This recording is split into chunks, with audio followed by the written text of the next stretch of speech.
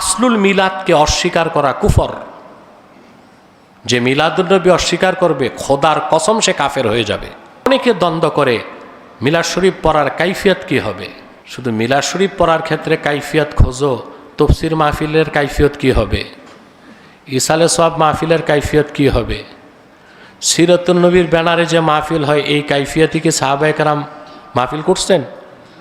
তো সকল ক্ষেত্রে মূল ঠিক আছে, কাইফিয়ত নতুন হওয়ার কারণে সেটা যদি বেদাত না হয়, তো রসুল্লাহর মিলাদ মাহফিল মূল বা আসলটা তো কোরআন সুন্নাহ দিয়ে প্রমাণিত, সাহাবায়ের আমল দিয়ে প্রমাণিত।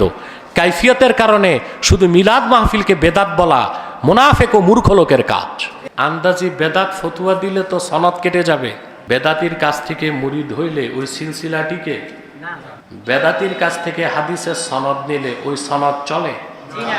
শাহ ওলিউল্লাহ মুহাদ্দিস দেহলভী তিনি 12 রবিউল আউয়াল মৌলিদুন নবী মা আমেনার ঘরে মক্কায় মিলাদ শরীফ পড়ছেন, কিয়ামও করছেন।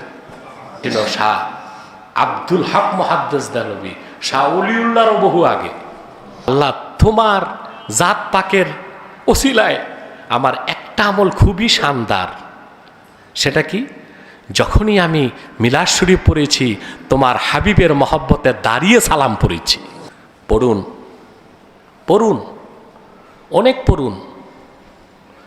উন্মুক্ত হৃদয়ে কোরআন হাদিস সালফে সালিহিনের লিখিত কিতাবগুলো পড়ুন। এই পৃথিবীর বরেণ্য মুহাদ্দিসরা মিলাদের উপর কিতাব লিখে গেছেন। আল মুহান্নাদ আল মুফান্নাদ, ওলামায়ে দেওবন্দের আকীদা কি এই কিতাবে আছে।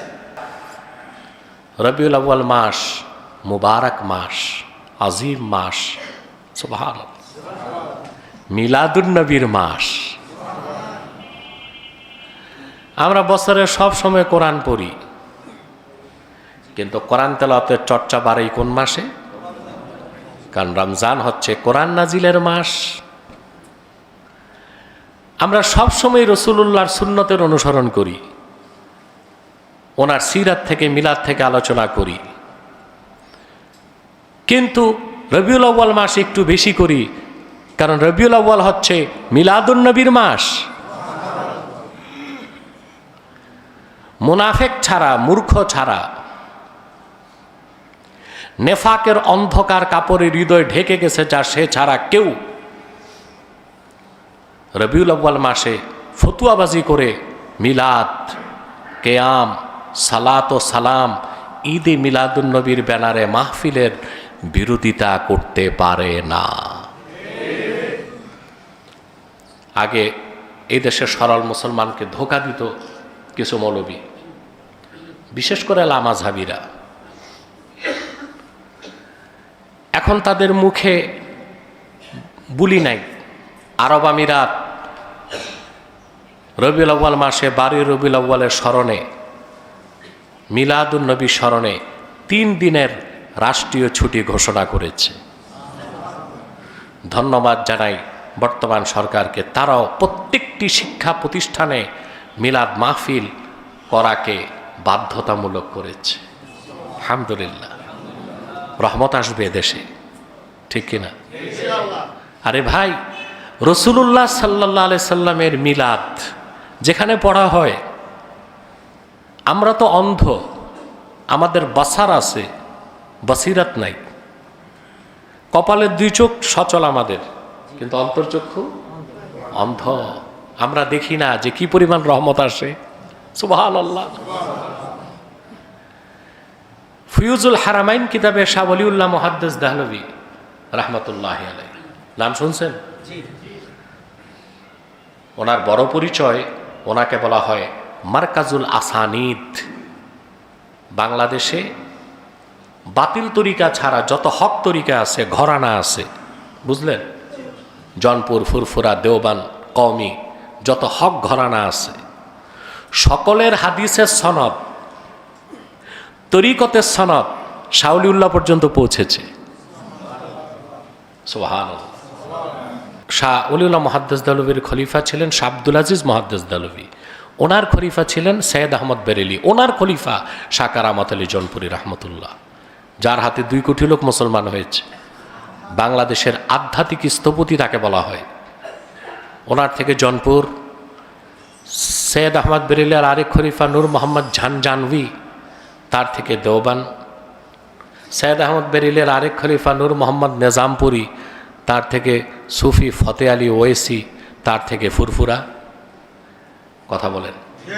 তো বাংলাদেশে যারা সকল হক ঘরানা, হক সিলসিলা, যাদের মধ্যে মাসলাকগত দ্বন্দ্ব আছে, মাশরাবগত দ্বন্দ্ব আছে না?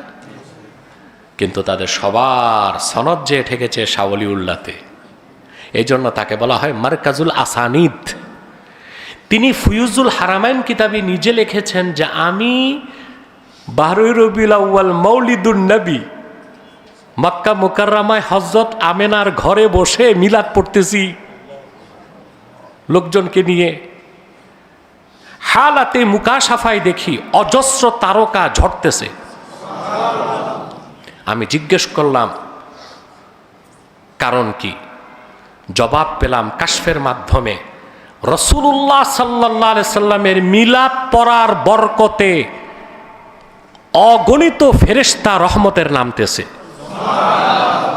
তিনি বলেন আমি আর বসে থাকতে পারলাম না, দাঁড়িয়ে আল্লাহর হাবিবের কদমে সালাম পাঠানো শুরু করলাম।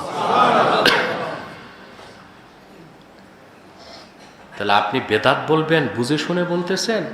আন্দাজি বেদাত ফতুয়া দিলে তো সনদ কেটে যাবে। সনদ বেদাতির কাছ থেকে মুরিদ হইলে ওই সিলসিলাটিকে, কথা বলে, বেদাতির কাছ থেকে হাদিসের সনদ নিলে ওই সনদ চলে?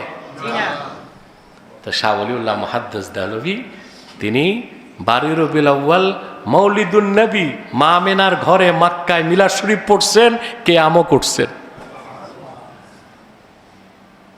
আরে ভাই, ঝগড়া কেন?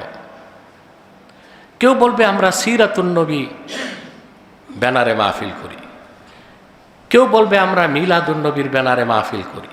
একদল আরেক দলকে অকথ্য গালিগালাজ করে। আহা মূর্খের দল, দ্বন্দ্বের তো কিছু নাই। সিরাত যার, মিলাদ তার। সিরাত পড়বা ভালো কথা, সিরাতের শুরুই তো মিলাদ দিয়ে। কথা বলে, রাসূলুল্লাহ সিরাতের শুরু কি দিয়ে? মিলাদ দিয়ে। অতএব মিলাদকে বাদ দিয়ে তো সিরাতের আলোচনা হতেই পারে না। আর সিরাতের আলোচনা করতে যে মিলাদুন নবীর মাসে মিলাদের আলোচনায় প্রাধান্য পাবে, এটাই আকলের দাবি। কথা বলেন, এটাই ইশকের দাবি, এটাই তাকওয়ার দাবি। আল্লাহ আমাদের সহিহ সমাজ দান করুন, বিভ্রান্তি থেকে রক্ষা করুন। রবিউল আউয়াল মাসে মিলাদ শরীফ পড়া, রাসূলুল্লাহ সাল্লাল্লাহু আলাইহি সাল্লামের জন্ম বৃত্তান্ত আলোচনা করা, এটা সাহাবায়ে কেরামের যুগ থেকে শুরু হয়েছে। আসলুল মিলাদকে অস্বীকার করা কুফর। যে মিলাদুন নবী অস্বীকার করবে, খোদার কসম সে কাফের হয়ে যাবে। অনেকে দ্বন্দ্ব করে মিলাদ শরীফ পড়ার কাইফিয়ত কি হবে। কাইফিয়ত শুধু মিলাদ শরীফ পড়ার ক্ষেত্রে কাইফিয়ত খোঁজো, তাফসীর মাহফিলের কাইফিয়ত কি হবে? ইসালে সওয়াব মাহফিলের কাইফিয়ত কি হবে? সিরাতুন নবীর ব্যানারে যে মাহফিল হয়, এই কাইফিয়তই কি সাহাবায়ে কেরাম মাহফিল করছেন? তো সকল ক্ষেত্রে মূল ঠিক আছে, কাইফিয়ত নতুন হওয়ার কারণে সেটা যদি বেদাত না হয়, তো রাসূলুল্লাহর মিলাদ মাহফিল মূল বা আসলটা তো কোরআন সুন্নাহ দিয়ে প্রমাণিত, সাহাবায়ের আমল দিয়ে প্রমাণিত। কাইফিয়তের কারণে শুধু মিলাদ মাহফিলকে বেদাত বলা মুনাফিক ও মূর্খ লোকের কাজ। ইমাম সাখাবী রাহমাতুল্লাহ স্পষ্ট বলেছেন, আল বিদআতু ফিল মাকাসিদ লা ফিল ওয়াসাইল। বিদাত দেখতে হয় মূল মাকসাদে, মূলে বা আসলে বেদাত থাকলে সেটা বেদাত। কিন্তু আসল ঠিক, তার ওয়াসাইলগুলো যদি পরবর্তীতে হয়, সেখানে বেদাত খোঁজার কোনো প্রয়োজন। এই যে আমি আপনাদেরকে, আমাদের কাজ কি ছিল?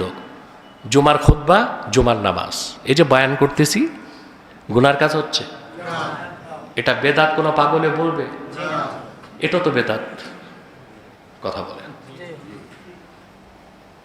খুতবার মূল বক্তব্যটা আমি শোনাচ্ছি তর্জমা করে, এটাও বেদাত। কিন্তু বেদাত বলে এটা বাদ দিলে কোনো মৌলবীর ইমামতি মৌলবীগিরি টিকবে? এটা বিদাত, তবে বিদাতে হাসানা। এটার আসলটা কোরআন সুন্নাহ দিয়ে প্রমাণিত, কাইফিয়াতটা নতুন। কথা বুঝেন নাই? রাসূলুল্লাহ সাল্লাল্লাহু আলাইহি ওয়াসাল্লামের মিলাদ পড়া বাএসে রাহমাত, শুধু সোয়াব আর সোয়াব।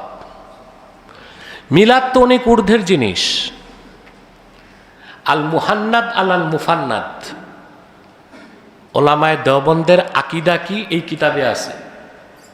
আল মুহান্নাদ আল মুফান্নাদ, এই কিতাবের মধ্যে লেখক লিখেছেন, আরে মিলাদুন নবীর মাহফিল আলোচনা তো অনেক ঊর্ধ্বে। আল্লাহর হাবিব সরওয়ারে কায়নাত নূরে মুজাসসাম মুহাম্মদ সাল্লাল্লাহু আলাইহি ওয়াসাল্লাম ১৫০০ বছর আগে যে গাধার উপর সওয়ার হয়েছেন, ওই গাধার পায়ের ধুলার আলোচনা করাও মুস্তাহাব। কারণ সে গাধার কথাটা হাদিসে আসছে, আর হাদিস পড়াও মুস্তাহাব, শোনাও মুস্তাহাব। আর রাসূলুল্লাহর মিলাদ পড়া মিন আলাল মুস্তাহাব্বাত, সর্বশ্রেষ্ঠ উত্তম মুস্তাহাব আমল। বড় আফসোস, আমাদের মৌলী সাহেবরা নিজেদের মাসলাকের কিতাবগুলোও পড়ে না।